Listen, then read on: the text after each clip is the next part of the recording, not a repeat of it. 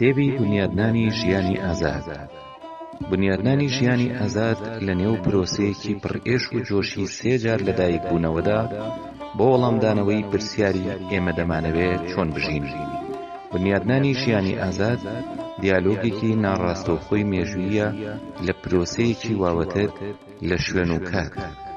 ئەم پەرتووکە دیالۆگی 23 پیرمەند و شۆڕژگێڕی نێونەتەوەییە لەگەڵ عەبدوڵڵا ئۆجالان و بەرهەمی دەستپێشخەری نێونەتەوەیی ئازادی بۆ ئۆجالانە و نزیکەی 20 کەس کاری وەرگێڕانی تێدا کردووە.